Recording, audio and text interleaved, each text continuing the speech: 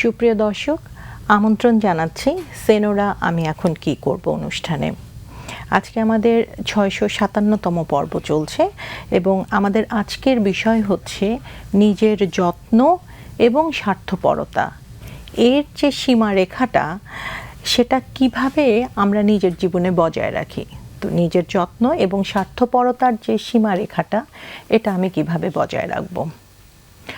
স্বার্থপরতা সম্পর্কে যদি আমরা বলি, সেটা সম্পর্কে আমরা সবাই কম বেশি জানি, কিন্তু নিজের যত্ন, নিজেকে কি আবার যত্ন করতে হয় কি না, এই প্রশ্নটা কিন্তু, এই ধারণাটা কিন্তু এখন ভাবাটা খুব গুরুত্বপূর্ণ।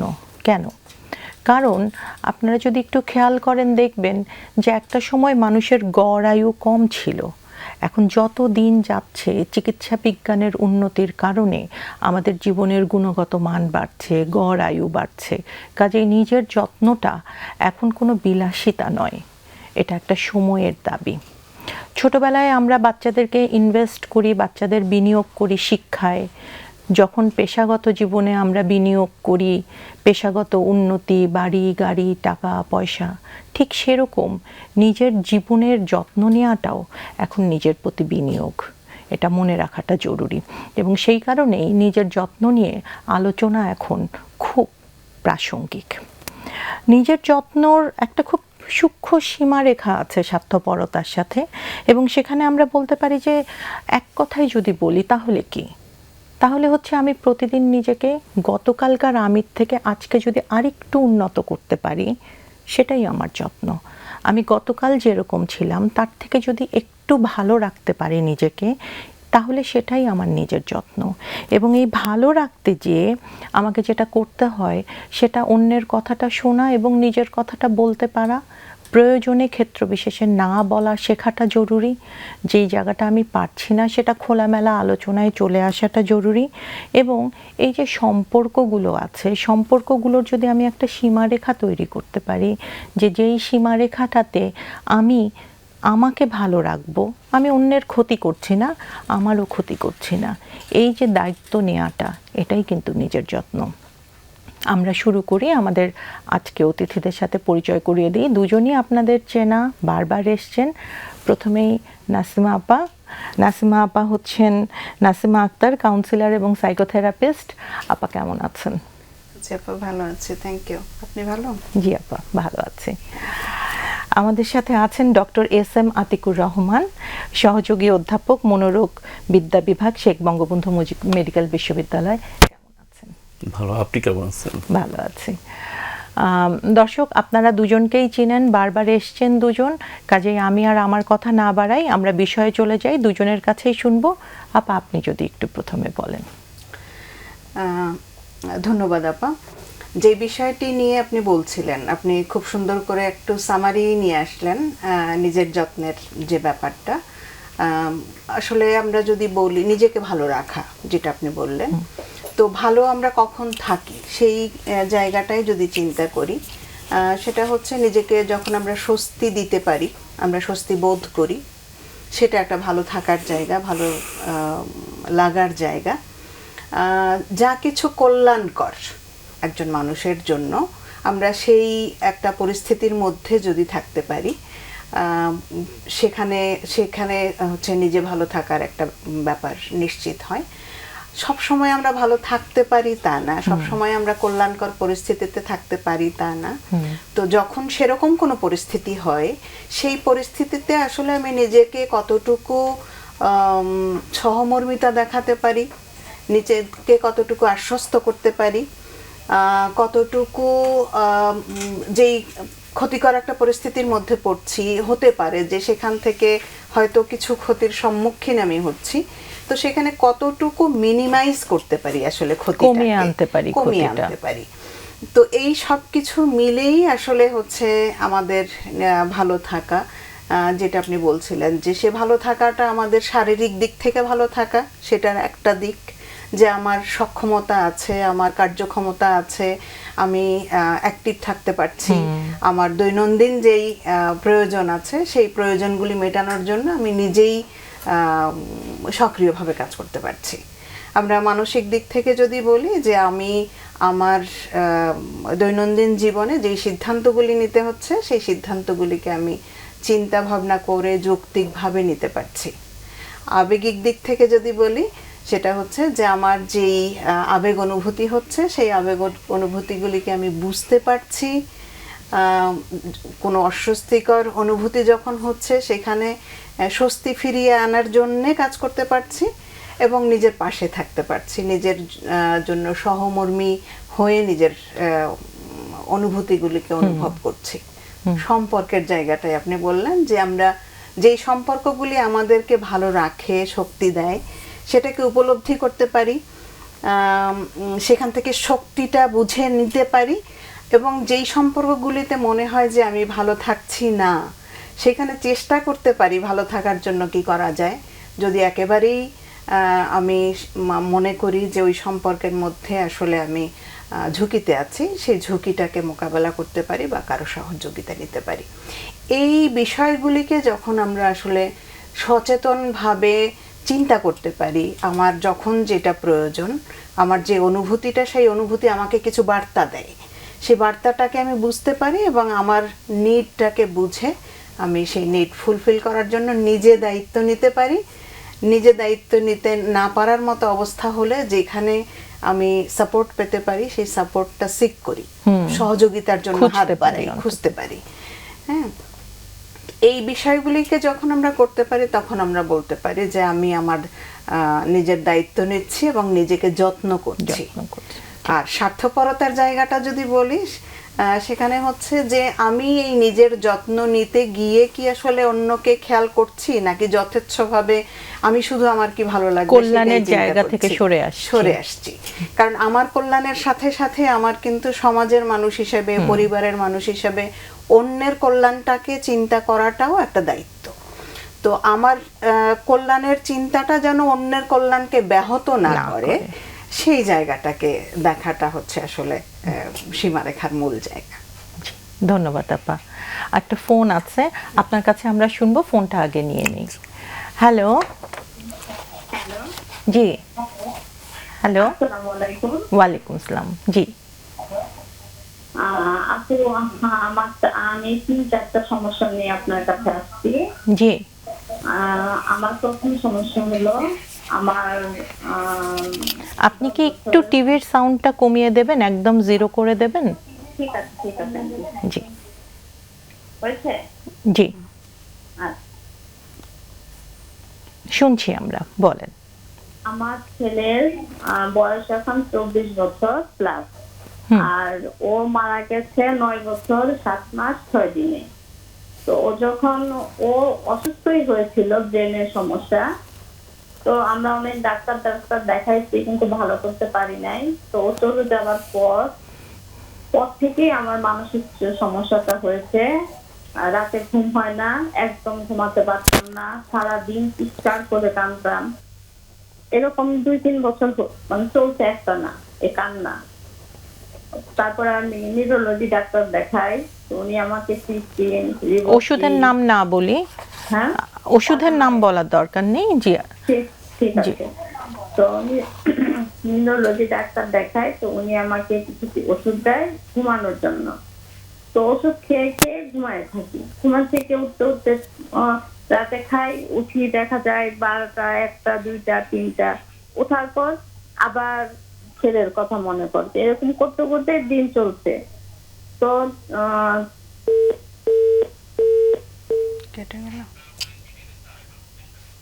ফোনটা মনে হয় কেটে গেল। আপনি কি আরেকবার একটু চেষ্টা করবেন? আমরা শুনছি।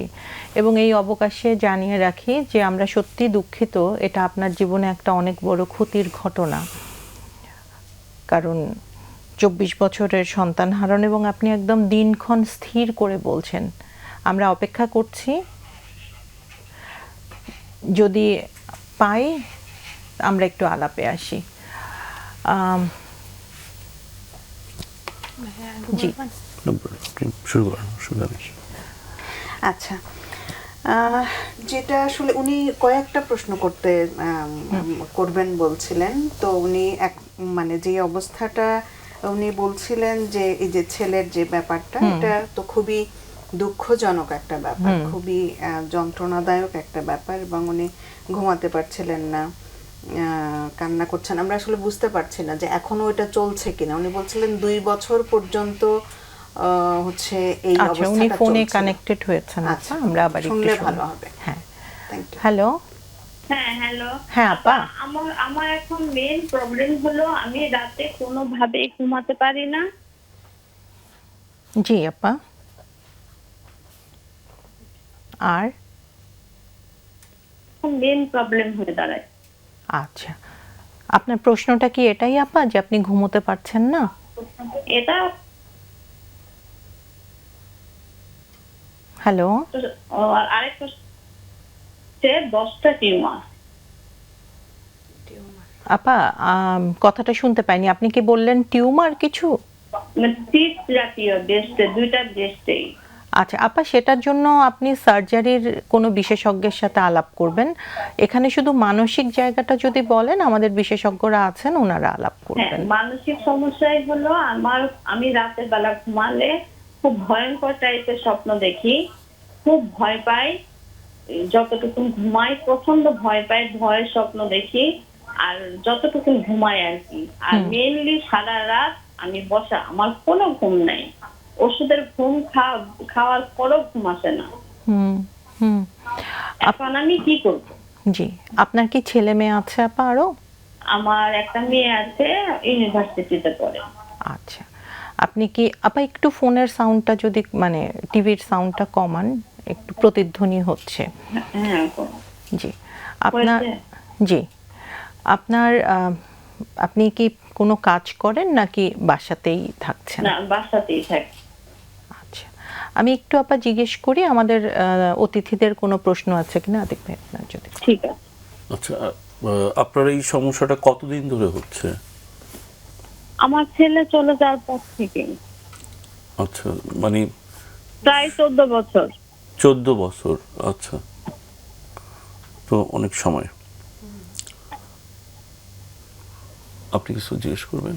আপনি কি এই ডাক্তারের পরামর্শ নিয়েছেন? কখনো কি কাউন্সেলিং এ গিয়েছেন? জি, আচ্ছা, কতদিন আগে? 3-4 মাস আগেও গিয়েছিলাম।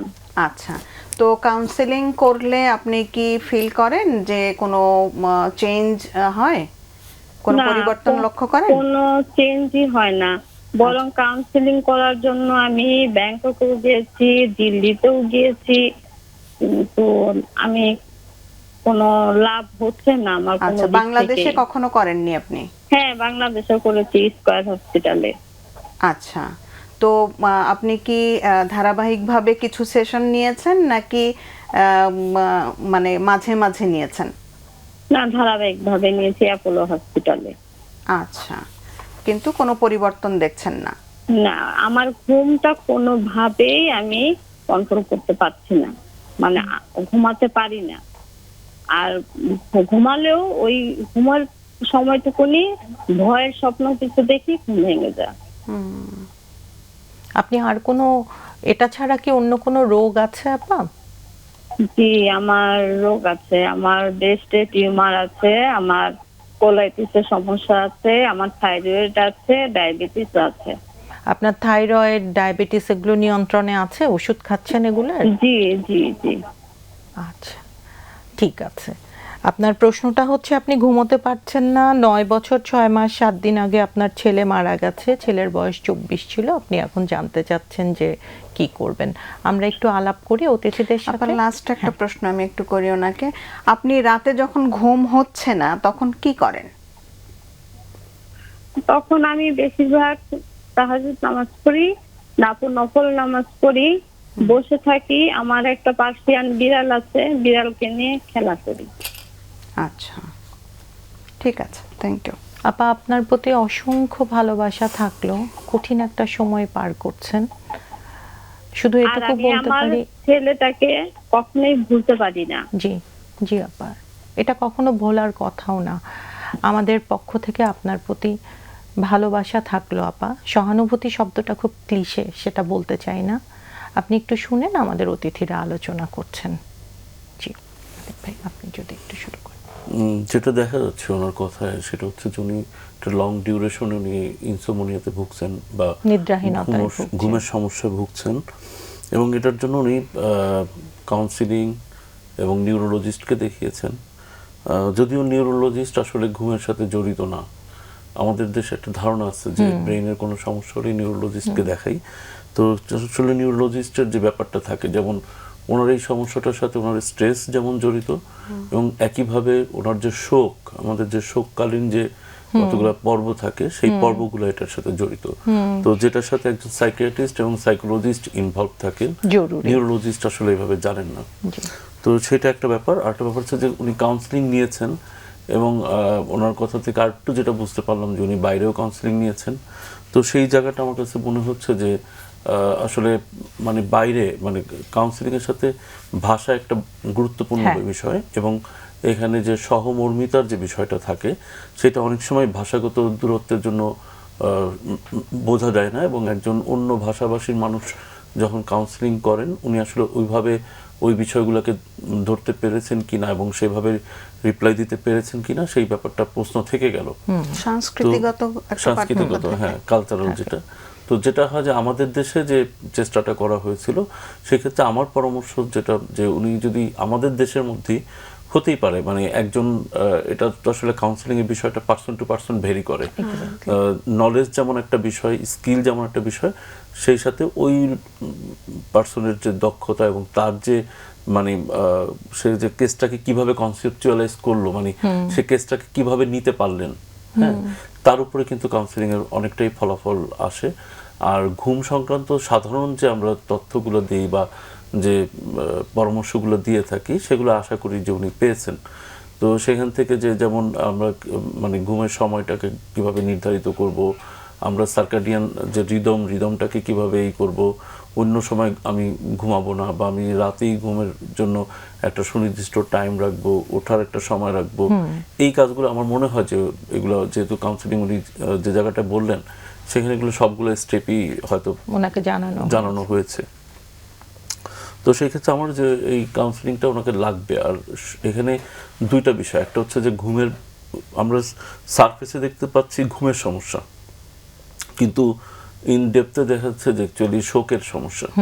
তো এই দুইটাকে মানে মানে কভার করা এবং তার সাথে নিজের যত্নের যে বিষয়টা চলে আসে, যে যেমন আমি মনে রাখবো, কতটুকু মনে রাখবো, আমি ভুলে গেলে কেন ভুলে যাব বা কি দরকার আমার ভুলে যাওয়ার, ঠিক আছে। আমাদের প্রত্যেকের জীবনের একটা নিজস্ব মানে আছে যেটা আমাদের সবচেয়ে বেশি প্রভাবিত করে, যেটাকে আমরা মিনিং অফ লাইফ বলি, এবং এটা একটা মানে বড় ধরনের একটা গবেষণা থেকে এটা চলে আসছে। সেই মিনিংটা নিয়ে কাজ করার একটা ব্যাপার থাকে যে উনি এখন জীবনটাকে কিভাবে দেখছেন। তো এই বিষয়গুলোতে যখন উনি একটা, যেটা ওই আপা বললেন যে আমাদের নিজের যত্নের ক্ষেত্রে নিজের আবেগ, নিজের চিন্তা ভাবনা এবং নিজের আচার আচরণ সবগুলো ব্যাপারকেই কিন্তু প্রভাবিত করে। তো সেই ক্ষেত্রে আমি আমার আবেগটাকে কিভাবে নিব, আমি কোন মিনিং এ ব্যাপারটাকে আবার যেটা উনি বললেন যে উনি ভুলতে পারতেছেন না, উনি এই শোকটা কাটায় উঠতে পারতেছেন না, সেক্ষেত্রে ওনার মিনিং অফ লাইফটা আমরা কিভাবে চেঞ্জ করতে পারি বা উনি কিভাবে চেঞ্জ করার চিন্তা করতেছেন, এই বিষয়গুলাই কিন্তু কাউন্সিলিং এ চলে আসবে। তো আমার মনে করি যে এটা মানে আরো, আর এটা আসলে খুব অল্প কাউন্সিলিং এ হবে না। এটা অল্প সেশন, একটা দুইটা সেশন, তিনটা সেশন, তারপর যদি আমি অন্য জায়গায় চলে যাই তার মানে বোঝা যাচ্ছে যে উনি একটা আশা করছিলেন কিছু, সেটা না পেয়ে উনি চলে গেলেন, কিন্তু তখন কিন্তু ডিসকন্টিনিউ হয়ে গেল ট্রিটমেন্টটা। তো মানে আমি মনে করি যে আবার বাংলাদেশের প্রেক্ষাপটে, বাংলাদেশের যে পরিবেশ, এখানে যদি উনি ট্রিটমেন্টটা আবার নেন এবং একজন সাইকিয়াট্রিস্ট এবং কাউন্সিলিং এর সহযোগিতায় যদি উনি ট্রিটমেন্টটা কন্টিনিউ করেন, তাহলে উনি এখান থেকে বের হয়ে আসতে পারবেন। হ্যাঁ, এবং আরেকটা জিনিস দেখা যাচ্ছে যে উনি যেটা আমরা বলি যে গ্রিফ অ্যান্ড বিরিফমেন্ট, শোক এবং শোক সন্তপ্ত মৃত্যু পরবর্তী, এটা যেটাকে আমরা কমপ্লিকেটেড গ্রিফে ঢুকে যাচ্ছেন, অলরেডি ঢুকে গেছেন, এটা প্রলং গ্রিফ রিঅ্যাকশন, দীর্ঘমেয়াদী একটা দুঃখ বেদনায় শোকে, এবং উনি একদম দিন হিসাব 9 বছর 6 মাস 7 দিন, যেটা শোক জটিলতা, যেটা দীর্ঘমেয়াদী, সেটাতেই উনি ভুগছেন, সেটাতেই ঢুকে গেছেন, এবং এর সাথে বিষণ্ণতাও দেখা দিয়েছে, ঘুমের সমস্যাও দেখা দিয়েছে, এখন এই সবগুলো বিষয় নিয়ে আসলে কাজ করতে কমপ্লেক্স হবে। হয়ে গেছে। হ্যাঁ, একই সুতোয় না গাঁথলে, এবং ওই যে যেটা আমরা বলি যে এলিজাবেথ কুবলার রসের যেটা ছিল যে প্রথমে অস্বীকৃতি, তারপরে হচ্ছে রাগ, না, কেন সেটা কিন্তু আমার এখন সাথে আছে, বার্গেনিং, কিন্তু এই জায়গাগুলোও অস্বীকারের জায়গাটা কিন্তু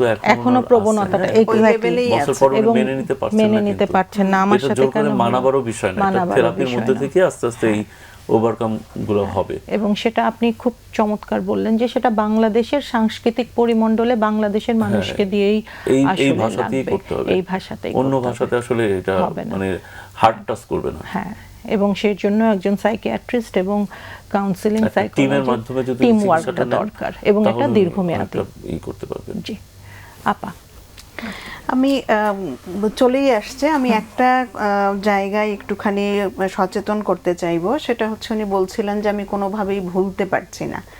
এই যে চিন্তাটা যে আমি ভুলতে চাই, এটা কিন্তু নিজের মধ্যে এক ধরনের যুদ্ধ তৈরি করে। আমার খুবই বাস্তব জায়গা থেকে হচ্ছে যে আমার সন্তান, সে আমার সামনে নাই, তার মৃত্যুজনিত কারণে আমার কষ্ট হবে, এটাই স্বাভাবিক। সেটাকে আবার আমি যখন ভুলতে চাই, তখন কিন্তু আমার যে ন্যাচারাল ইমোশনটা, স্বাভাবিকভাবে আমার যে অনুভূতিটা হচ্ছে, সেই অনুভূতিটাকে আমি আসলে অস্বীকার করতে চাইছি।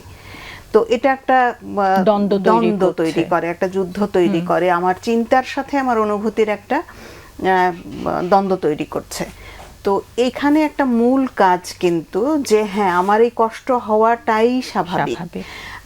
এবং যখন আমার মনে পড়ছে আমি কষ্ট পাচ্ছি, ওই জায়গাটায় নিজেকে একটুখানি স্বস্তি দিয়ে, নিজেকে একটু নিজের অনুভূতির জন্য একটু সাথে থেকে সহযোগিতা করে, সহমর্মী হয়ে, তারপরে আমি আবার অন্য একটা কিছুতে নিজেকে এনগেজ করছি।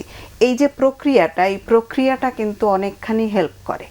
তাছাড়া যেটা হয় যে আমরা ওই যুদ্ধের মধ্যেই থাকি, আমি আসলে ওই জায়গাটা থেকে আর বের হতে পারছি না, অন্য কিছুতে নিজেকে এনগেজ করতে পারছি না। এটা একটু যদি উনি সচেতনভাবে দেখেন। আর এটা হচ্ছে যে ভাইয়া যেটা বলছিলেন যে আসলে কাউন্সেলিং এ গেলে এই বিষয়টা আরো ইনডেপথ কাজ করবে তখন। তবে এইখানে সচেতনতাটা আমার কাছে মনে হয় ওনার জন্য দরকার। আবার অনেক সময় হয় কি যে এই যে এত লম্বা সময় নিজের ভেতরে কিন্তু একটা অপরাধবোধও থাকে যে আমি হাসছি, আমি গল্প করছি, আমার বাচ্চাটা নেই। ওটাও কিন্তু যে কতটুকু অপরাধবোধ, আমি অতীতকে আঁকড়ে বসে ধরে আছি, কারণ জীবন তো চলতেই হবে। এবং ওই জায়গাটাই কিন্তু আসলে যে মিনিং অফ লাইফ যে থিওরিটা, যে জায়গাটা আপনি বলছিলেন, ফ্রাঙ্কেলের, কারণ ওনাকে কিন্তু কনসেন্ট্রেশন ক্যাম্পে ওনার ফ্যামিলি উনি হারাইছেন, এবং সেখান থেকে এই থিওরিটা চলে আসছে। তো এই মিনিংটা যেটা, এই মিনিংটাকে চেঞ্জ করতে গেলে মানে আগে ওনাকে জানতে হবে, ওনাকে ফিল করতে হবে, তারপর ওনার কাছাকাছি কোনো মিনিং যেটাতে উনি করতে পারেন, সেই জায়গাটা হয়তো ওনাকে সামনে নিয়ে আসা যেতে পারে। তো এটা আসলে কয়েকটা দীর্ঘমেয়াদী সেশন লাগবেই। হ্যাঁ, এবং এটা শুধু যে এখন মানসিক স্বাস্থ্যের সমস্যা সেটা না, এটা কিন্তু অনেকটা আধ্যাত্মিক সংকটের মতো, স্পিরিচুয়াল একটা এক্সিস্টেন্সিয়াল একটা অস্তিত্বের সংকটে পড়ছে। আমাদের একটা বিরতির সময় হয়ে আসছে, আমরা একটু বিরতি নিয়ে আবার ফিরে আসছি। সুপ্রিয় দর্শক, আমরা একটা ছোট্ট বিরতি নিচ্ছি, বিরতির পর আবার ফিরে আসবো।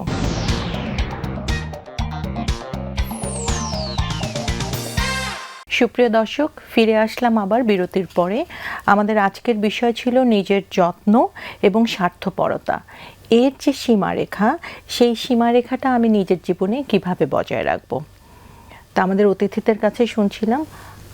আপনি যদি একটু বলেন আজকের বিষয় সম্পর্কে। অ্যাকচুয়ালি আমরা যে ভালোবাসার কথা বলি, গ্রিক ভালোবাসা হচ্ছে 8 ধরনের। 8 ধরনের মধ্যে একটা হচ্ছে ফিলাসিও বা নিজের প্রতি ভালোবাসা। এখন স্বার্থপরতার যে জায়গাটা যদি আসে, তাহলে আমরা যখন নিজের প্রতি অতিরিক্ত ভালোবেসে ফেলি, তখন আমরা স্বার্থপর। আর নিজের সম্পর্কে যদি সচেতন থাকি, তাহলে আমরা স্বার্থ সচেতন। এখন সীমারেখাটা হচ্ছে এই স্বার্থ সচেতনতা এবং স্বার্থপরতা। আমরা যদি স্বার্থ সচেতন থাকি, আমরা রোগীদেরকেও বলি যে আপনারা নিজের পাশে দাঁড়ান।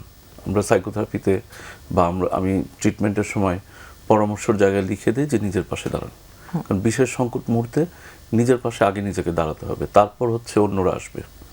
তো সেই নিজের পাশে যখন দাঁড়াতে যায়, তখন নিজের সীমারেখাটা দেখার দরকার হয় যে আমি কতটুকু জায়গা নিয়ে আমাকে আমি সার্ভ করব। যেটাকে আমরা বলি যে আমাদের যে সীমারেখা যেটা, তো সেই সীমারেখাটা অনেক জায়গায় আসে এবং রিলেশনশিপ বা ঝগড়া এই জায়গাটার সীমারেখাটা বেশি প্রকট হয়ে ওঠে। আমি যখন আমার সম্পর্কের মধ্যে যাচ্ছি, তার মানে আমি কি মিলেমিশে একাকার হয়ে যাব? তা তো না। আমি আমার পাশে দাঁড়াবো, আমি আমার যে অর্থ সেটা খুঁজবো এবং সেই জায়গাটাতে যা অন্যরা যখন সহযোগিতা করবে, যারা ইতিবাচক তাদেরকে আমি ইতিবাচকভাবে নিব, যারা নেতিবাচক তাদের কাছ থেকে আমি আমার স্বার্থটাকে রক্ষা করব। নিরাপত্তা রক্ষা করব, নিরাপত্তা দেওয়া, এই নিরাপত্তাটা কিন্তু স্বার্থপরতা না, স্বার্থ সচেতনতা। এবং ওই যে বলছিলাম যে ভিক্টর ফ্রাঙ্কলের যে মিনিং অফ লাইফ, অ্যাকচুয়ালি আমরা আমাদের মিনিং এর পিছনেই খুঁজি। আমরা সবসময় বেঁচে থাকি আমাদের মিনিং নিয়ে, জীবনের অর্থ খুঁজি, জীবনের অর্থ নিয়ে। এখন সেই যে অর্থ, সেই অর্থটার প্রতি যে সচেতনতা, যে সম্মান বোধ করা, সেই জায়গাটাই হচ্ছে স্বার্থ রক্ষার ব্যাপার।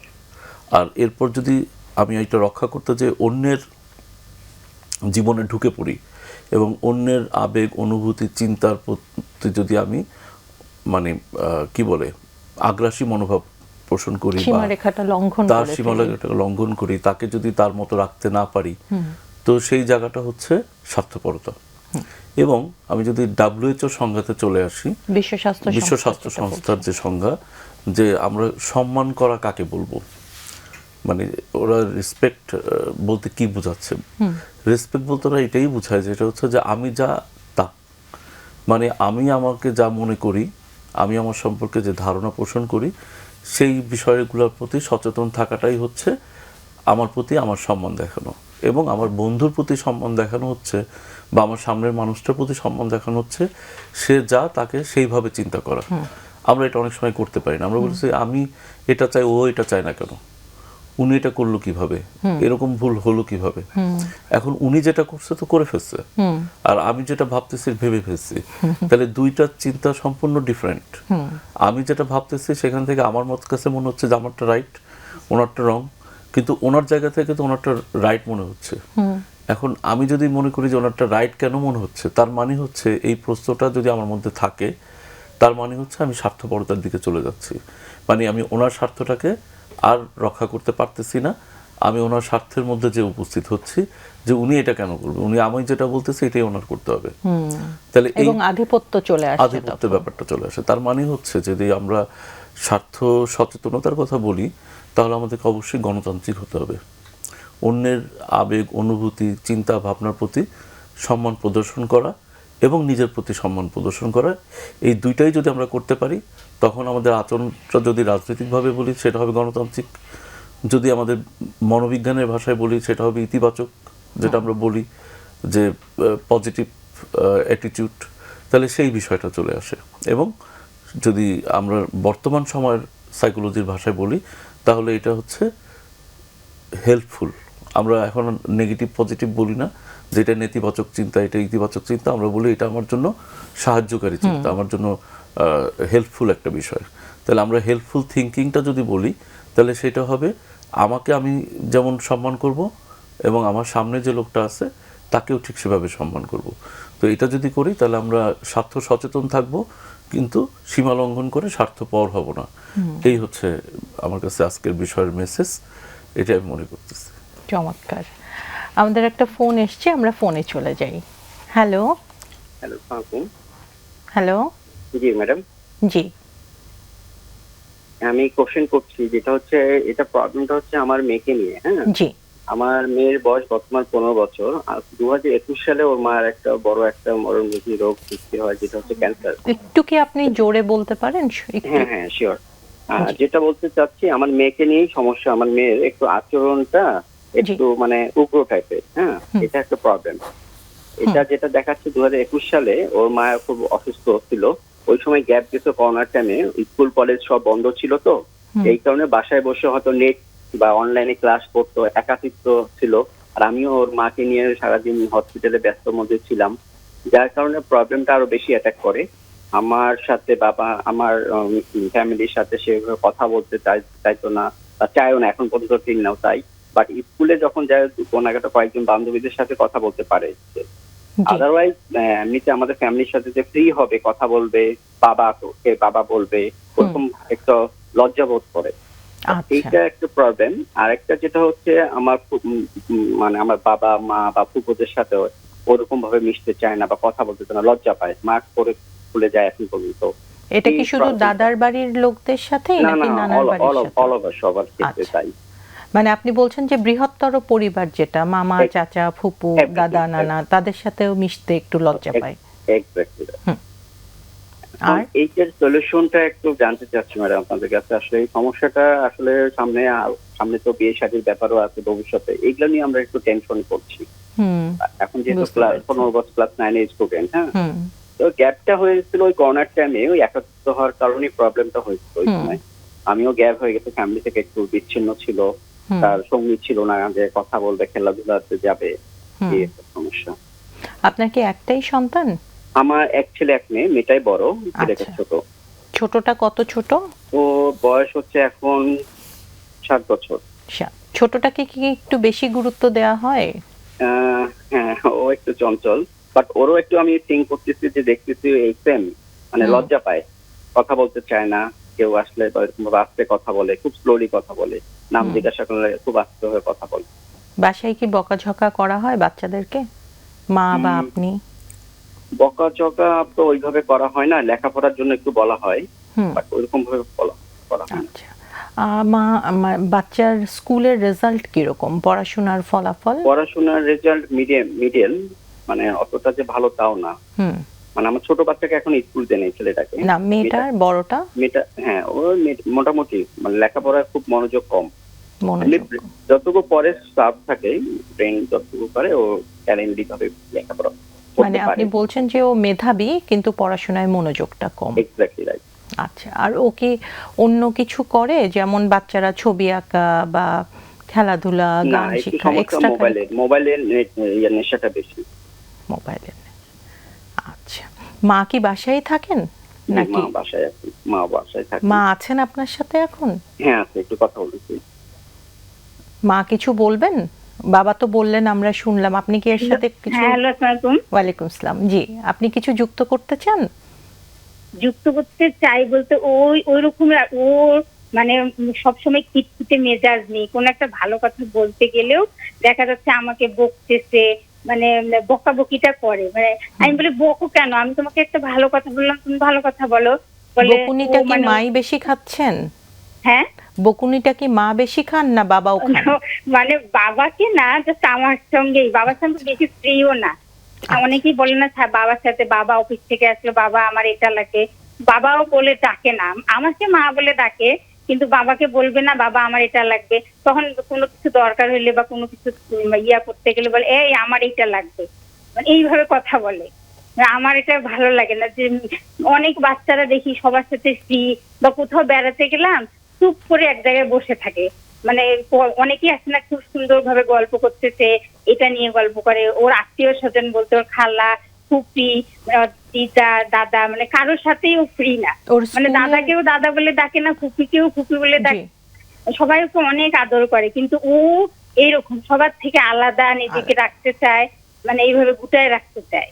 ও স্কুলের বন্ধু বান্ধবদের সাথে কি মিশতে পারে? হ্যাঁ, স্কুলে বন্ধু বান্ধব আছে, কয়েকটা আছে বান্ধবী, ওদের সাথে হ্যাঁ ফ্রি। মানে আমি বলি তুমি স্কুলে গেলে এমন করো, বলে যে না আমি তো স্কুলে গেলে বান্ধবী, মানে 4-5টা বান্ধবী ওর আছে, সবার সাথে কিন্তু না। এইরকম ওর যেটা ভালো লাগে, যাকে ভালো লাগে তার সাথে কথা বলতে ভালোবাসে, এই ধরনের। আপনি বলছিলেন যে বাবাকে বাবা বলে ডাকছে না, এটা কি নির্দিষ্ট কোনো সময়ের পর থেকে বা নির্দিষ্ট কোনো ঘটনা ছিল নাকি? ঘটনা না, মানে এই যে এইরকম, মানে ওর সাথে যেমন না কোনো ঘটনাই না। আচ্ছা মানে এই যে আমরা যে ও একা ছিল, আমি তো হসপিটালে ছিলাম, ও হ্যাঁ ও দাদি বাসায় ছিল, আমরা অবশ্য এখন একসাথেই থাকি, ওর দাদি বাসায় ছিল তখন একা। ও ছোটবেলা থেকেই সমস্যা কি, মানে ও সমবয়সী কারোর সাথে মানে ইয়া করেনি, মিশতে পারে না। আচ্ছা মানে খেলে অনেকেই থাকে না যে আমার সমবয়সী একজনের সাথে গেলাম খেললাম, সেটা ও পায়নি, ছোটবেলা থেকেই পায় নাই, মানে জন্ম থেকে ও একা একা।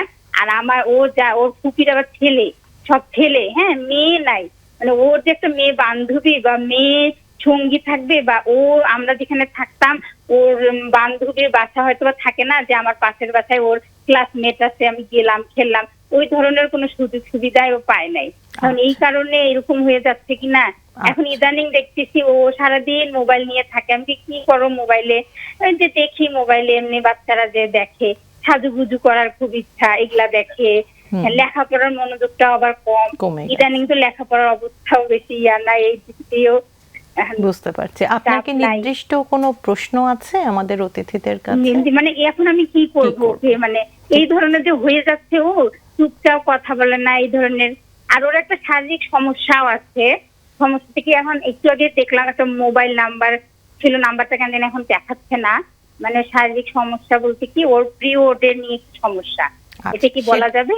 সেটার জন্য আমার মনে হয় আপনি স্ত্রীরোগ বিশেষজ্ঞ যিনি আছেন আপনাদের কাছাকাছি তার সাথে যোগাযোগ করবেন। আমরা এখানে মানসিক স্বাস্থ্যের ব্যাপারটা শুধু আলাপ করি। সেজন্য আচ্ছা, এখন এটা নিয়ে কি করা যাবে, মানে ওকে কি কাউন্সিলিং এ বা কিছু যদি জানেন? আমি একটু আমাদের অতিথিদেরকে জিজ্ঞেস করি কারো কোনো প্রশ্ন আছে নাকি।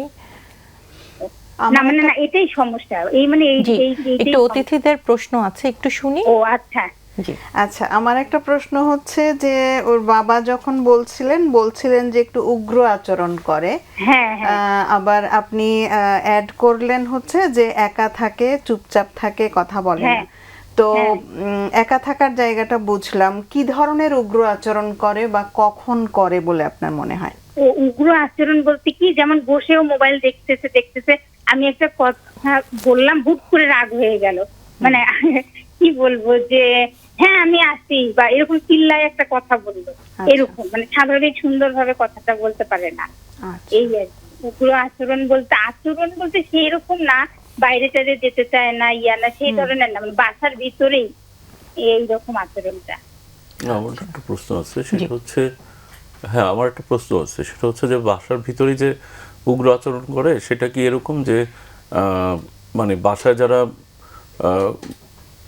মান্য ব্যক্তি আর কি, যে বাবা মা, তারপর যারা সিনিয়র, তাদের যে কথা সেগুলো কি সে পালন করতে পারে না, অনেক সময় রিফিউজ করে? হ্যাঁ ও রিফিউজ করে, সহ্য করতে পারে না, অনেক সময় অনেক কথাই সে সহ্য করতে পারে না। মানে একটা ভালো কথা ওকে বললো, ও ওটা রিফিউজ করলো বা সহ্য করতে পারলো না। ও কি ক্রমশই পরিবার থেকে বিচ্ছিন্ন হয়ে পড়ে যাচ্ছে?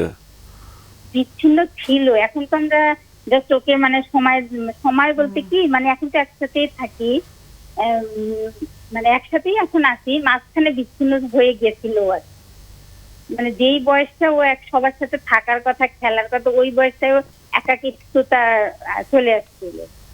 সেই প্রবলেমটাই কি ওর এখনো আছে নাকি, কি জন্য এরকম হয়ে যাচ্ছে? আর কোনো প্রশ্ন? আর একটা প্রশ্ন করতে ইচ্ছা করছে, সেটা হচ্ছে যে আপনি বলছিলেন যে ভালো কথা বললেও ও কেমন করে ওঠে। এখন ভালো কথাগুলি কি রকম, একটা দুইটা উদাহরণ দেওয়া যায় যে কি ধরনের ভালো কথা বলেন?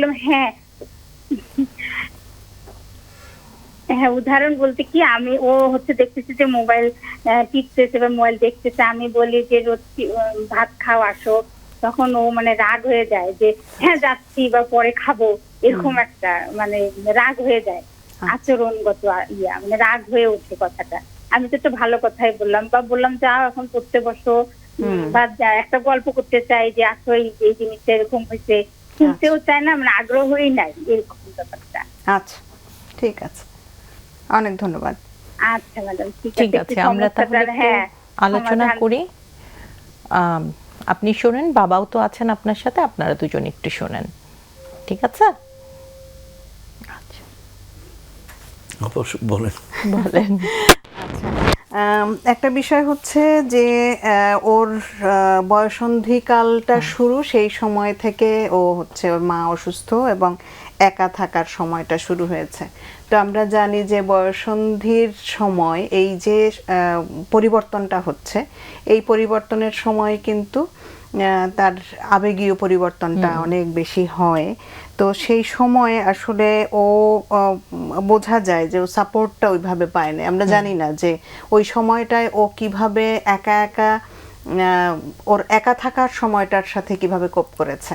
কিভাবে সেই জায়গাটায় নিজেকে সামাল দিয়েছে, কারণ হ্যাঁ। বাবাও মাকে নিয়ে ব্যস্ত, মা হ্যাঁ। অসুস্থ, হ্যাঁ, এবং একটা অন্য ছোট কারোর সাথে ভাই। ওইভাবে কমিউনিকেশন হচ্ছে না সেই জায়গাটায়। তো এই একা থাকার সময়টাকে সে হচ্ছে নিজে কোপ করার জন্য বা কোপ করার মধ্যে দিয়ে তার একটা কমফোর্ট জোন কিন্তু তৈরি হয়েছে। সে একা থাকতে পছন্দ করে, অভ্যস্ততায় পরিণত হয়েছে। হ্যাঁ, আর একটা বিষয় হচ্ছে যে এই মোবাইলের যে ব্যাপারটা, মোবাইলে যে আমি একটা কিছুর সাথে এনগেজ থাকছি, একটা কিছুর সাথে আমার একটা সম্পর্ক তৈরি হচ্ছে, ওই দিক থেকে কোনো নাই, বাধা নাই, নিষেধ নাই। সুতরাং সেই জায়গাটায় হচ্ছে সে কিন্তু তার মতো করে দেখতে পাচ্ছে, তাকে ওটার সাথে খাপ খাওয়াতে হচ্ছে না, কেউ কিছু বলছে না ওইখানে। সুতরাং তার স্বস্তির জায়গাটা তৈরি হয়ে গেছে ওই জায়গাটায়। এটা একটা আমার কাছে মনে হয়েছে। সুতরাং ওই একা থাকা, ফোন, ওইভাবে তার সময়টাকে সে তুলনামূলকভাবে করে, সে কমফোর্ট ফিল করে, স্বস্তি বোধ করে।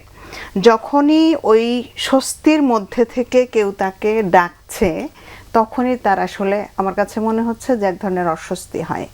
এই অস্বস্তিটার সাথে ও কিভাবে খাপ খাওয়াবে, কিভাবে অস্বস্তিটার সাড়া দেবে, সেটা আবার হয়তোবা ওর সমস্যা হচ্ছে। ও বলতে পারছে না, যেহেতু একা একা থাকছে, সুতরাং ওকে হেল্প করার মতো ওরকম কেউ নাই। আর একটা মা বলছিলেন যে ওর মতো অন্য কোনো বোন নাই, ওর বয়সী কেউ নাই, সবাই অন্যান্য মানে অন্য বয়সের এবং ছেলে। সুতরাং সে কিন্তু আসলে রোল মডেল ঠিক পাচ্ছে না যে কিভাবে হতে পারে, একটা কিছুর প্রকাশ কিভাবে হতে পারে, সেটা ভালো লাগার প্রকাশ কিভাবে হতে পারে, খারাপ লাগার প্রকাশ কিভাবে হতে পারে, অস্বস্তির প্রকাশ কিভাবে হতে পারে, কার সাথে হতে পারে। এই জায়গাগুলি আমার কাছে মনে হচ্ছে যে ওর একটু সমস্যা হচ্ছে।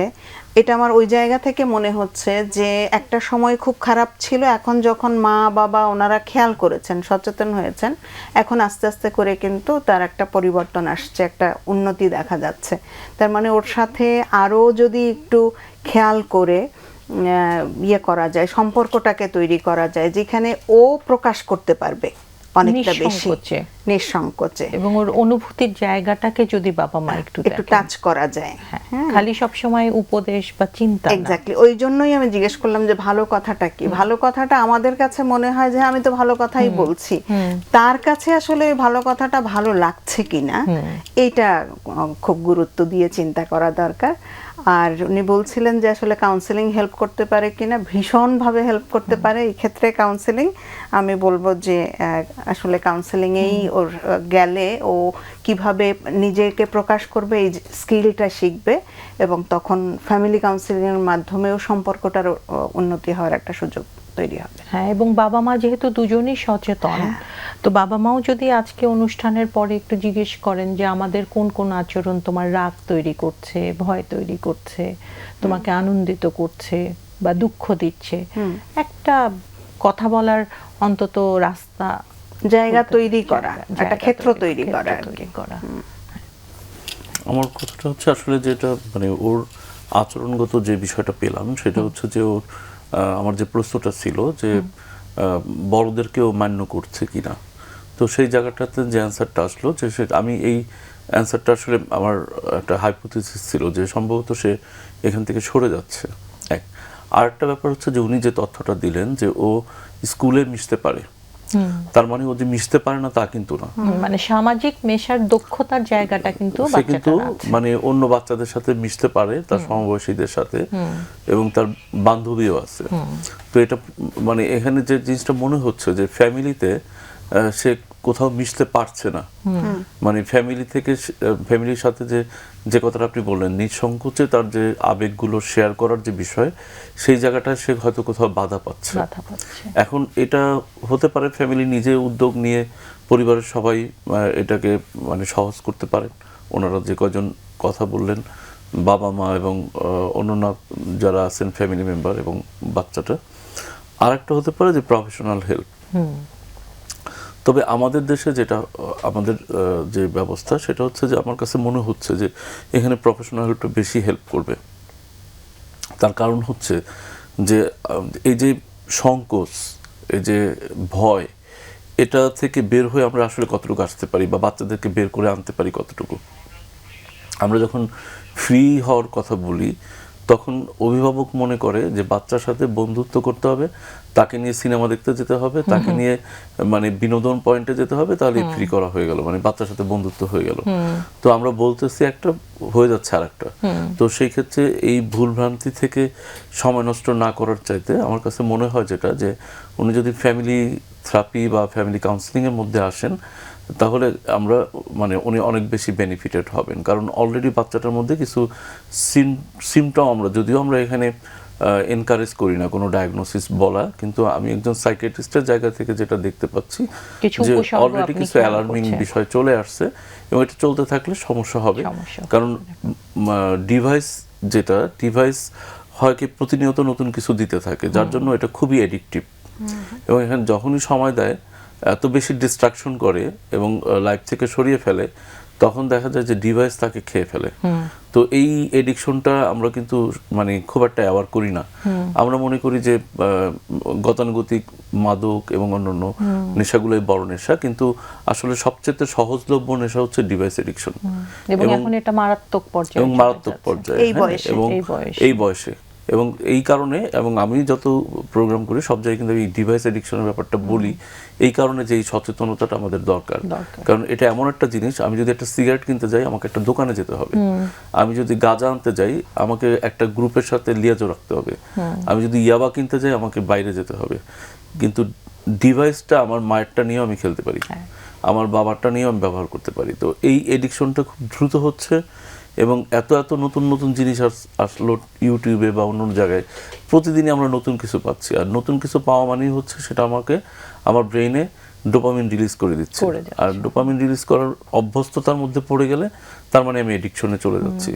এবং আলটিমেটলি কি হবে যে ও দেখা যাচ্ছে খাওয়ার সময় খেতে যাচ্ছে না, পড়ার সময় পড়তে বসছে না, এখন ওটা নিয়ে যখন ওকে ডিভাইস নিয়ে কথা বলা হয় সেটাতে সে বিরক্ত বোধ করছে এবং ফ্যামিলির অ্যাপ্রোচটাও চলে যাচ্ছে তখনই যখন সেই কাজগুলো করলো না, যে খাওয়ার সময় ডেকে পাচ্ছে না, তখন হয়তো ডিভাইস রাখতে বললো আর ও তখন ডিভাইসে মানে খুব মানে গুরুত্বপূর্ণ একটা জায়গায় আছে, তখন দেখা গেল জরুরি জিনিস দেখছে। তো এখন থেরাপি সেশনগুলোতে যেটা হয় যে এখানে ফ্যামিলির বাইরে একজন হেল্প করে এবং তাকে কিন্তু কিছুটা হলেও সে মনোযোগ দিবে। কারণ ফ্যামিলির মধ্যে এটা বরাবর সে শুনে আসছে যে সে ডিভাইস দেখতে গেলেই তার বাবা নিষেধ করে, মা নিষেধ করে। তো এই যে অভ্যস্ততা, এই অভ্যস্ততা থেকে যখন নতুন কোনো কথা শুনতে যাবে সেটার প্রতি তার মনোযোগ নাও আসতে পারে।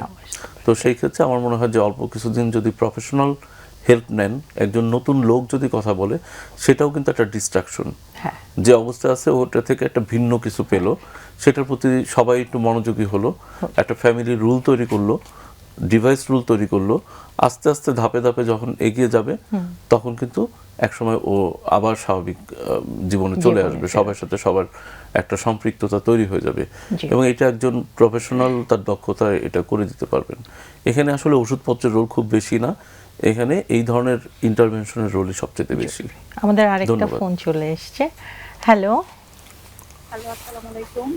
জি ওয়ালাইকুম আসসালাম। একটু ভলিউমটা কি, আপনার আওয়াজটা খুব দুর্বল শোনাচ্ছে, একটু জোরে বলা যায়? আসসালামু আলাইকুম। ওয়ালাইকুম আসসালাম। জি ম্যাম, আমি শুনতে পাচ্ছি, বলেন। জি ম্যাম, আমি আসলে অনেকদিন ধরে ট্রাই করছিলাম, আমি আসলে গুছিয়ে কথা বলতে পারি না, আমি ট্রাই করব গুছিয়ে কথা বলার। আর কোনো অসুবিধা নেই, আপনি বলেন। সংক্ষেপে চেষ্টা করব যাতে অন্যরাও সুযোগ পায় কথা বলার। জি, আমি আর বর্তমানে আমার এজ 32, আমার 2019 সালে বিয়ে হয়, আমার বর্তমানে একটা বাচ্চা আছে 18 মাস বয়স। তো আমার যে মেইন প্রবলেমটা সেটা হচ্ছে আমার হাজবেন্ডের সঙ্গে। আমার হাজবেন্ডের মেইন প্রবলেমটাই হচ্ছে সে কোনো ইনকাম ঠিক মতো করে না এবং আমার বাচ্চার যেটা মানে মৌলিক চাহিদা কিংবা ভরণ পোষণ সেটাও সে ঠিক মতো দিচ্ছে না। এটাই এখন আমার মেইন প্রবলেম। আর আমার ফল্ট আমি স্বীকার করিনি, আমার ফল্ট হচ্ছে যে আমি অনেক বেশি ইমোশনাল ছিলাম ছোটবেলা থেকে।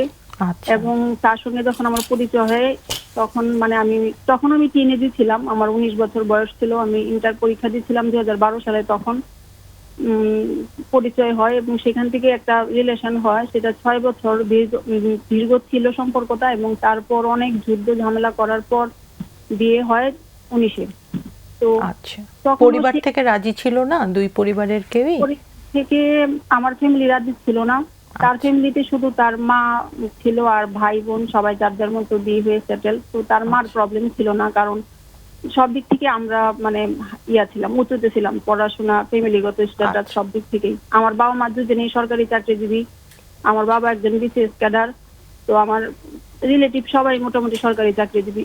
তো সেখান থেকে আমার ইচ্ছা ছিল ছোটবেলা থেকে যে আমি চাকরি করব, জব করব, এরকম একটা ইচ্ছে ছিল। কিন্তু আমার ফ্যামিলির নানা ছোটবেলা থেকেই মানে আমার কনফিডেন্সটা খুব লো ছিল, যেটা আমি এখন এসে বুঝতে পারি 30-র পর, যে আমার সঙ্গে মানে অনেক নেগেটিভ, আমি নেগেটিভ একটা পরিবেশের মধ্যে বড় হয়েছি। বাবা মার ঝামেলা, অনেক খারাপ একটা মানে আমাকে ঘর থেকে বের হতে দিত না, স্কুল টু বাসা, বাসা টু স্কুল, কোনো বন্ধু বান্ধব না, বাইরে খেলতে দেওয়া না, খুব বেশি মানে রেস্ট্রিক্টেড রেখে আমাকে বড় করা হয়েছে। মানে আমি কারোর সঙ্গে যে কথা বলবো সেই মানে কনফিডেন্সটা আমি পেতাম না ছোটবেলা থেকে, এখনো আমি পাই না। তবে এখন আমি ট্রাই করি নিজেকে চেঞ্জ করার। বাচ্চার মুখের দিকে তাকে আমি চেষ্টা করতেছি যে আমি আমার নিজেকে আরো পরিবর্তন করব। তো যার কারণে একাকিত্ব ছিল, সবকিছু মিলে একটা রিলেশন হয়, যেটা আমার ভুল ছিল। আর আমি মাস্টার্স কমপ্লিট করেছি, অনার্স করেছি, মাস্টার্স করেছি, কিন্তু আমি চাকরির জন্য ট্রাই করেছি সরকারি, কিন্তু হয়নি। আর প্রাইভেট কোনো জবের জন্য আমার বাবা অ্যালাউ করেনি, বা আমাকে ঢাকা দিয়ে যে আমি ট্রাই করবো সেই সুযোগটা আমাকে কোনোদিন দেয়নি। এমনকি একটা পরীক্ষা দিতে ঢাকা যাব, সেটা আমাকে কোনোদিন অ্যালাউ করেনি। আচ্ছা, বিয়ের পরেও আমার হাজবেন্ড অ্যালাউ করেনি কখনো চাকরির জন্য। আচ্ছা, সরি। তো না আমার ঠিক আছে। হাজবেন্ড অনেকটা ছিল যে আমাকে সে ব্যালকনিতে যাইতে দিত না। তার ভালোবাসাটা এরকম ছিল যে সে, আমি ব্যালকনিতে গেলে আমাকে হয়তো কোনো পুরুষ দেখে ফেলবে, রান্নাঘরের জানলা লাগিয়ে রাখা, হয়তো কেউ দেখে ফেলবে, এরকম একটা টেন্ডেন্সি ছিল। তো তার পড়াশোনার কোয়ালিফিকেশন আমার থেকে লো। তো যাই হোক, আমি অনেক বেশি বললাম যে আমি কথা বলতে গেলেও কান্না করে ফেলে, আমি খুবই নরম মনের। তো এইটাই আমার লাইফের সবচেয়ে বড় দোষ, যে আমি অনেক বেশি ইমোশনাল ছিলাম। তো আমি আপনাদের অনুষ্ঠান অনেক আগে থেকে ফলো করি, আমি অনেক কিছু শিখেছি এখান থেকে, এবং আমি আগের অনুষ্ঠানগুলো ফলো করে এটা বুঝতে পারছি যে এরকম একটা হাজবেন্ড থাকলে এটা বেবি নেওয়াটা ঠিক হবে না। এবং আমি তার জন্য 3 বছর 3.5 বছর ওয়েট করেছি।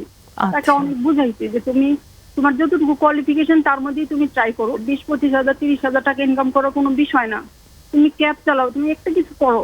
কিন্তু সে রাজনীতি করতো, কিছু টাকা ইনকাম হতো না।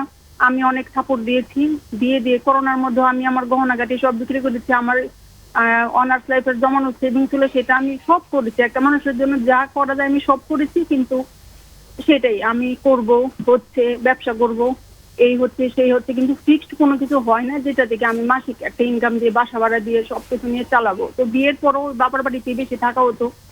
আর এখন যে সিচুয়েশন এসে দাঁড়াইছে, আমি আর লম্বা করবো না কথা, যে এখন আমার বাচ্চা হইতে 18 মাস ধরেই আমি এখানে আছি বাবার বাড়িতে। এখন বিষয়টা হচ্ছে যে একটা সেলফ রেসপেক্ট এত বেশি আঘাত লাগে সবার কাছ থেকে, বিশেষ করে আমার মা মানে এত বেশি আমাকে অপমান করে, কথায় কথায় এত বেশি অপমান করে যে আমার মাঝে মাঝে ইচ্ছা করে যে আমি সুইসাইডই করে ফেলি। কিন্তু আমি বাচ্চার মুখের দিকে তাকাইতে এটা করতেও পারবো না। আবার আমাকে কোনো জায়গায় টিউশনই করার বা আমার বাবা মা পারমিশন দেয়নি, যে তাদের এতে আঘাত আসবে, তাদের সবাই কি বলবে যে তারা চাকরিজীবী, আমি ঘর থেকে বের হবো, কাজ করবো, এটা তারা অ্যালাউ করেনি। তো আমি এই এমন একটা কন্ডিশনে যে আমি না পারবো, এখন আমি বাচ্চাটাকে রেখে কোনো কিছু করতে না পারবো, আমি ঢাকায় মুভ করতে, আবার আমার 30 ক্রস হয়ে গেছে, আমি না পারবো আবার মানে সরকারি চাকরিতে অ্যাপ্লাই করতে। তো আমি জানি যে এটা আমাকে ফেস করে চলতে হবে। তাও আমি আজকে ট্রাই করলাম যে আপনাদের সঙ্গে শেয়ার করে কোনো কিছু মানে আমি কোনো জাস্ট সাজেশন পাই কিনা এটার জন্য আর কি। Thank you ma'am. খুবই ভালো করেছেন, ফোন করেছেন আমাদেরকে, এবং এতদিন পর্যন্ত যখন আপনি একটু সামাল দিতে পেরেছেন এবং এখন যখন আপনি জিনিসটা আরও একটু বুঝতে পারছেন, আমরা আশা করি যে সামনে আপনি জিনিসটাকে আরও সুন্দরভাবে সামাল দিতে পারবেন। কারণ দক্ষতা আপনি একটু একটু করে যে অর্জন করছেন সেটা কিন্তু বোঝা যাচ্ছে। না হলে আপনি বলছিলেন যে গুছিয়ে বলতে পারবো না, আপনি কিন্তু চমৎকারভাবে আপনার পরিস্থিতি তুলে ধরলেন। বাবার বাসায় যে আপনি এখন আছেন, এখানে কি আপনার আর অন্য কোনো ভাই বোন কেউ আছেন, না শুধু আপনি আর আপনার? না, আমার ভাই আছে, আমরা 2 ভাই বোন, আমার ভাই, আমার ভাইয়ের বউ, বাবা মা, আমরা 2 ভাই বোনই আমাদের ফ্যামিলিতে। আচ্ছা, ভাইয়ের বউ কি একই বাসায় থাকেন? হ্যাঁ, আমরা সবাই একই সাথে থাকি, একই বাসায়। হ্যাঁ। আপনার হাজবেন্ড কি আসা যাওয়ার মধ্যে থাকেন নাকি উনিও এখানে চলে এসেছেন? না না, উনি এখানে আসে না, উনি আসে 2 মাস 3 মাস পর বাচ্চার জন্য কিছু জিনিসপত্র নিয়ে, খেলনাপাতি নিয়ে আসে। মাঝে মাঝে হয়তো 10,000 টাকা দিল, 3-4 মাস খবর নেই। কিন্তু এইভাবে তো আসলে চলে না। একটা বাচ্চার মানে সেরেলাক লাগে, ডাইপার লাগে, আমার অনেক টাকার প্রয়োজন পড়ে। এগুলো হয়তো আমার মারই বিয়ার করতে হচ্ছে। কিন্তু আমি ওই যে মানে আমি প্রচন্ড মানে সেলফ রেসপেক্টফুল একটা মানুষ ছিলাম, কিন্তু এখন দেখা যাচ্ছে যে এটা হচ্ছে না। আমার মার কাছ থেকে আমার হেল্প নিতে হচ্ছে, যেটা আমি অনিচ্ছা সত্ত্বেও নিচ্ছি, কিন্তু প্রচন্ড রকম ভাবে আমাকে মানে হেনস্থা হতে হচ্ছে পরিবারের সবার কাছে। বা ভাই বাবা হয়তো কম বলতেছে, তারা পুরুষ মানুষ বাইরে থাকে, মা হয়তো অফিস করে আসলো, বাচ্চাটা হয়তো একটু দুষ্টুমি করলো বা একটু কিছু করলো, যেহেতু 18 মাস বয়স, 28 শিখতে মাত্র। তো দেখা যাচ্ছে যে প্রতিটা বিষয়ে উনি খুব মুখ খারাপ করতেছে, খুবই মানে বাজে ল্যাঙ্গুয়েজ ইউজ করতেছে। হ্যাঁ, উনিও একজন শিক্ষিত, কিন্তু উনারও বয়স হইতে প্রায় 60-এর কাছাকাছি। উনি এখন আর 3 মাস পরে উনি রিটায়ারমেন্টে চলে যাবেন। কিন্তু আমি বুঝতে পারি যে আসলে এটা আমি এখানে থাকি বা আমার যেটাই হোক, হয়তো একবার ভালো, 2বার ভালো, 3বার ভালো, হয়তো 4বারের সময় ওনার আর ভালো লাগতেছে না। হয়তো আমি না থাকলে ওনার এই বাচ্চার দুষ্টুমি গুলো হতো না, বা আচ্ছা। উনি শান্তিতে ঘুমাইতে পারতো, বা উনি শান্তিতে টেলিভিশন দেখতে পারতো, খবর দেখতে পারতো, জি। বাচ্চার জন্য পারতো না। এটাই আর কি। বুঝতে পারছি। আপনার ভাইয়ের কি কোনো বাচ্চা আছে? না, আমার ভাইয়ের এখনো বেবি বাচ্চা হয়নি। হয়নি। না, হয়নি এখনো। ঠিক আছে, আমরা একটু দর্শক আমাদের অতিথি যারা আছেন ওনাদের কাছ থেকে একটু জানতে চাই, আমাদের কারো কোনো প্রশ্ন আছে? না, আমার প্রশ্ন নাই। আপনি না, এখানে আসলে মানে ওনার ডেসক্রিপশনটাতে উনি মানে পুরোটাই বলে পুরো ব্যাপারটাই দিয়েছেন। ক্লিয়ার করে বলতে পারছেন। হ্যাঁ, তার আমরা জন্য তাহলে আমাদের আলোচনা কোনো করি। প্রশ্ন এই ক্ষেত্রে নেই। জি, আমরা একটু আলোচনা করি। আপনার প্রতি সম্পূর্ণ সমবেদনা থাকলো, আপনি একটু আলোচনাটা শুনেন। আশা করি আপনি নিশ্চয়ই ঘুরে দাঁড়াতে পারবেন। একটু সাহস দরকার, আপনার সাংঘাতিকভাবে আত্মসম্মানে আঘাত লাগছে, যেটা আমরা বুঝতে পারছি। আমরা একটু আলাপ করি, আপনি শুনেন। আবার যদি কখনো প্রয়োজন হয় ভবিষ্যতে, আপনি তো নাম্বারটা জানেনই, এখানে আবার ফোন করবেন, ঠিক আছে? আমরা তাহলে একটু চলে আসি। আপা,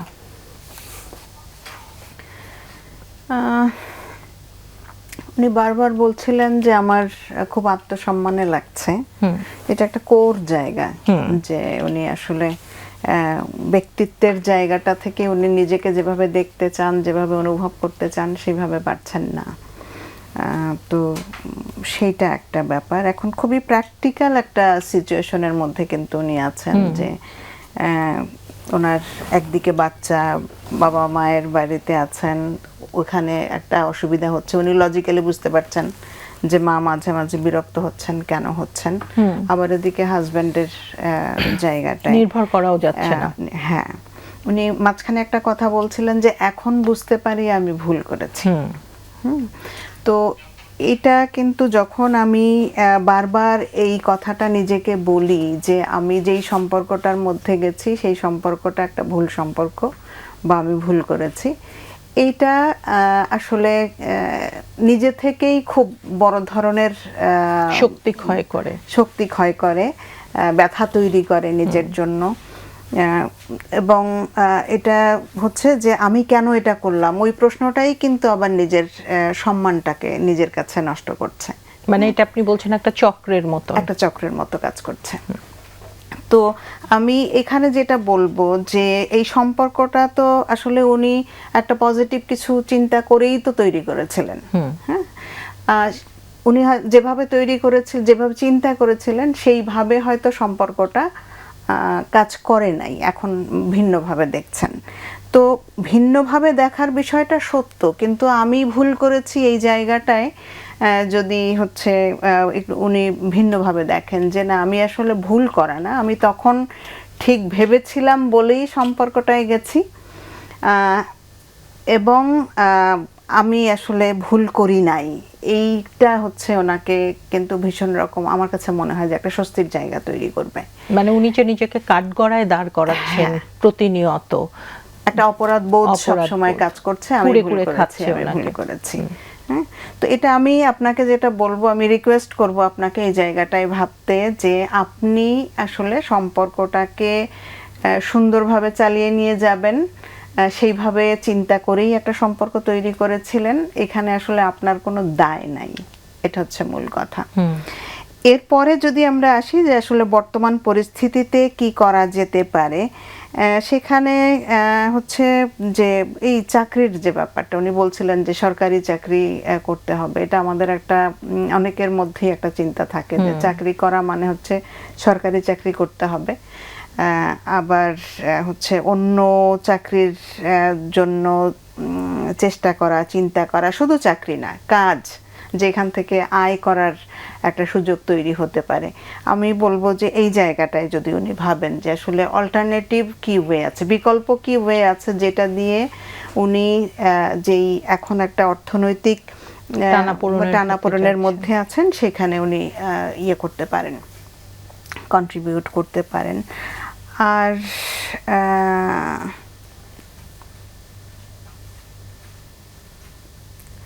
যে আমার কাছে আরেকটা জায়গা মনে হলো, এই যে মায়ের সাথে যেই ইয়াটা হচ্ছে, মা বিরক্ত হচ্ছেন, আমার মনে হয় যে যদি উনি একটু মায়ের সাথে ওনার ইমোশনটাকে শেয়ার করতে পারতেন, সেটা হয়তো বা ওনার ইমোশনটাও মা বুঝতেন, আবার হচ্ছে মায়ের এই জায়গাটায় কি কাজ করছে। কারণ অনেক সময় কিন্তু মেয়ের টানাপোড়েনের এই অবস্থাটা দেখেও কিন্তু মায়ের মানসিক একটা চাপ তৈরি হয়। তখনও কিন্তু দেখা যায় যে আমরা যেখানে কিছু হেল্প করতে পারছি না, যেখানে আমি দেখতে পাচ্ছি যে আমার সন্তান কষ্ট পাচ্ছে, মা অসহায় বোধ করছে, মার মানসিক চাপ হচ্ছে, সেখান থেকেও কিন্তু অনেক সময় আমার দুঃখ হচ্ছে, মানসিক চাপ হচ্ছে, কিন্তু আমি রাগ দেখাচ্ছি, সেটাও হয় অনেক সময়। সেজন্য আমি বলবো যে মায়ের সাথে কথা বলা যেতে পারে, তাহলে হচ্ছে যে তারও যে খারাপ লাগে, কষ্ট হয়, এবং সে বুঝতে পারে যে মায়ের এই জায়গাটায় বিরক্তির কারণটা কি, সেটাতেও মাকে এক ধরনের স্বস্তি দিবে। আবার মা কেন এখানে বিরক্ত হচ্ছেন, রেগে যাচ্ছেন, সেই জায়গাটায় হয়তো বা ভিন্ন কিছু আসতে পারে, এটা আমার কাছে মনে হচ্ছে। ইমোশনাল এক্সচেঞ্জটা তাদের মধ্যে সম্পর্কটাকে হয়তো বা আরেকটু দৃঢ় করতে পারে, আরেকটু সহজ করতে পারে।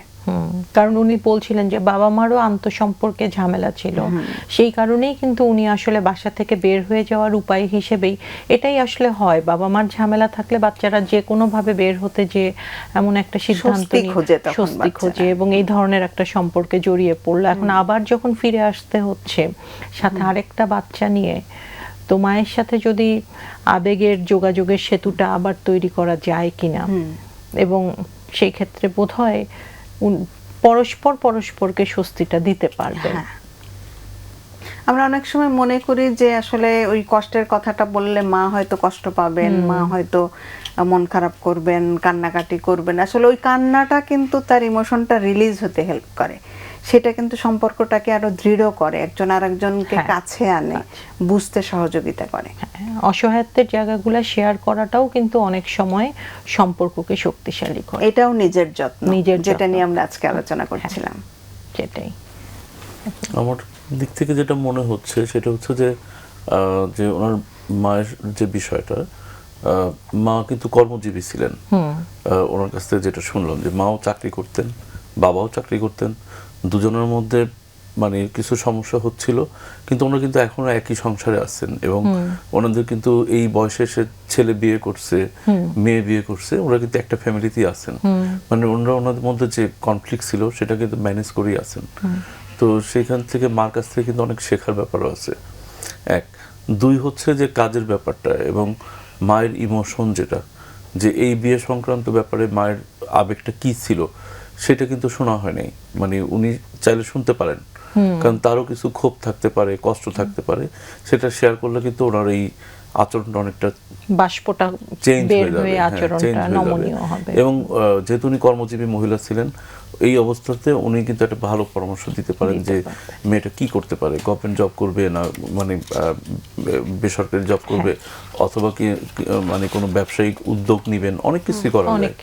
আবার এই ব্যাপারে ওনাকে যে ভালোবাসেন সেটা হচ্ছে ওনার হাজবেন্ড, তাকে কিন্তু তার সাথে কিন্তু কথা বলা যায়, এমন না তার আবেগটা দেখা যায় যে সে সামান্য কিছু পেলেও ওই খেলনা কেনার সামর্থ্য হলেও ওইটা নিয়েই চলে আসে।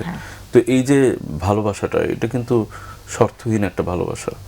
তো এটা কিন্তু ভুল না, যদিও ওনার কাছে ভুল মনে হচ্ছে, তার কারণ হচ্ছে আমাদের সম্পর্ক যত সময় যায় এটা ভ্যালিডেট করতে হয়, প্রতি মুহূর্তের সাথে খাপ খাওয়াতে হয়। তো সেই জায়গাটা আমার মনে হয় দরকার। সেটাই। ধন্যবাদ। ধন্যবাদ। আমাদের একটা ফোন আছে, আবার আমরা একটু ফোনে চলে আসি। হ্যালো। হ্যালো জি, হ্যালো হ্যালো, শুনতে পাচ্ছি। জি জি, আমি একদম আমার মূল কথাতেই চলে আসি, মূল কথাগুলোই বলি ম্যাডাম। জি। আচ্ছা, প্রথমত আমি হলো একদমই হাসি খুশি থাকতে পারছি না। আমি মানে খুবই জলি মাইন্ডের একটা মেয়ে ছিলাম। হুম মানে ঢাকাতেই আমার বড় হওয়া, ঢাকাতেই আমার জন্ম, সবকিছু ঢাকাতেই। হঠাৎ করে আমি না খেয়াল করলাম যে আমি হাসি খুশি থাকতে পারছি না। খুব জোর করে হাসছি, খুব জোর করে কথা বলছি, কোনো কিছুতে ইন্টারেস্ট পাচ্ছি না। আর সব থেকে বড় কথা, অযথা দুশ্চিন্তা হওয়া। কি নিয়ে যে আমি দুশ্চিন্তা করি আমি এটা পরবর্তীতে আর মনে করতে পারি না। আর খুব মুড সুইং হয়, আমি কথা ভুলে যাই। তারপর নেগেটিভিটি একদমই মেনে নিতে পারি না। পরিবারে কেউ অসুস্থ হলো, তার পরবর্তী দেখা যায় তার 3 মাস পর 4 মাস পর পর্যন্ত আমি মেনে নিতে পারি না। আমি নিজেকে ট্রমার মধ্যে রাখি, মনে হয় যে আমার কি হলো এই বিষয়টা। আর সব থেকে বড় আরেকটা সমস্যা হলো ঘুমে খুব সমস্যা। একদম রাত্রেবেলা যে গভীর ঘুমটা হবে, চা কফি থেকে বিরত থাকি জানি ঘুমটা হয়, বা সেটাও প্রপারলি হয় না। ঘুমটা হয় না, এই কারণে স্বাভাবিক ভাবেই মেজাজটা খুব খিটখিটে থাকে, মানে কোনো কাজেই মন দিতে পারছি না। আর এই সমস্যাটা দেখা যাচ্ছে আমার মা মারা যাওয়ার পর থেকে। আচ্ছা, কতদিন আগে মা মারা গেলেন? পারছি না। মা মারা গেছে তো 3 বছর তো হয়েছে। হ্যাঁ, তারপর থেকেই আমার জীবনটা পুরো চেঞ্জ। আমি বিবাহিত, 30 বছর বয়স, একটা বাচ্চা আছে, খুবই হ্যাপি ফ্যামিলি। হাজবেন্ড খুবই ভালো, মানে খুবই ফ্রেন্ডলি, খুবই ভালো।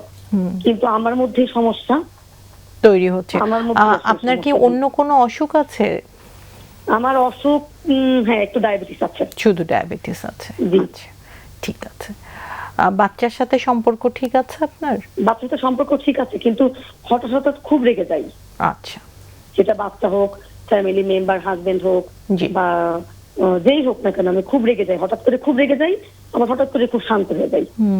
আর সব থেকে ম্যাডাম, আমার সব থেকে বড় প্রবলেম হলো আমি যে কি নিয়ে দুশ্চিন্তা করছি বা চিন্তা করছি, এটা আমি পরবর্তীতে আর মনে করতে পারছি না। যেটা আমি কি নিয়ে চিন্তা করলাম, একটা ব্যাপার আছে না যে আমি জিনিসটা চিন্তা করলাম বা ভাবনা করলাম, কেন জিনিসটা কি, ওটাই আমি মনে করতে পারি না। আচ্ছা। আর একটা যে ভুলে যাই, আমি হলো মুড সুইং হয়, খুবই মুড সুইং হয়। বুঝতে পারছি। একটু অতিথিদের কাছে শুনে নেই, আমাদের সময় যেহেতু প্রায় শেষ। কারো কোনো প্রশ্ন আছে ওনাকে? না, আমার যে দুটো প্রশ্ন ছিল সেই দুটো অ্যানসার উনি দিয়ে ফেলেছেন। নাসমাপা, আচ্ছা, আপনি একটু শুনেন, আমরা একটু আলোচনা করি। আপনার প্রতি সহানুভূতি থাকলো, দেখা যাক আমরা কি সমাধান পাই। আশা করি নিশ্চয়ই ভালো হয়ে যাবেন। বলেন। আমার কাছে যেটা মেডিকেল জায়গা থেকে যেটা মনে হচ্ছে সেটা হচ্ছে যে উনি প্রলং গ্রিপ রিয়াকশন, যেটা আমরা শোকের যে দীর্ঘমেয়াদী শোক সন্তপ্ত অবস্থায়, দীর্ঘমেয়াদী শোক সন্তাপে ভুগতেছেন, এবং সেখান থেকে বিষণ্ণতা দেখা দিচ্ছে। এবং বিষণ্ণতার জন্যই যে ওনার যে বর্তমান যে মেজাজ খিটখিটে হয়ে যাওয়া, ঘুমের সমস্যা হওয়া, তারপর দুশ্চিন্তা আসা, বিশেষ করে হয়তো কিছু নেগেটিভ থট চলে আসে যেখান থেকে দুশ্চিন্তাগুলো তৈরি হয়, সেগুলো আবার উনি পরে মনে করতে পারেন না এবং মনে রাখতে পারেন না। মনে রাখতে না পারার পিছনে ওনার মনোযোগের সমস্যাটা কাজ করছে। তো এই মুহূর্তে আমার মনে হয় যে ওনার চিকিৎসা দরকার। উনি যদি মানে ওনার বিষণ্ণতা কাটানোর জন্য বিষণ্ণতা বিরোধী যে ওষুধ অ্যান্টিডিপ্রেসেন্ট, সেটা উনি খেতে পারেন। চিকিৎসকের পরামর্শ উনি মোতাবেক একজন মানে সাইকোথেরাপি নিতে পারেন বা কাউন্সিলিং যেতে পারেন। এই দুইটা জিনিসই ওনার দরকার। মানে বিষণ্ণতার উনি এখন যে সময়টা পার করতেছেন, ওনার ডিপ্রেশনটা যদি আমরা স্কেলে লেভেলিং করি বা করি, সেক্ষেত্রে এটা আমরা মাইল্ডের থেকে বেশি পাবো। আর বেশি যদি পাই তাহলে সেক্ষেত্রে দুইটাই লাগবে, শুধু সাইকোথেরাপিও না বা শুধু ওষুধও না। সাইকোথেরাপি এবং ওষুধ কাউন্সিলিং, এই ট্রিটমেন্টটা যদি উনি আসেন তাহলে উনি বেনিফিটেড হবেন। জি, চমৎকার। জি, এটাই, আর অ্যাড করার নাই কিছু।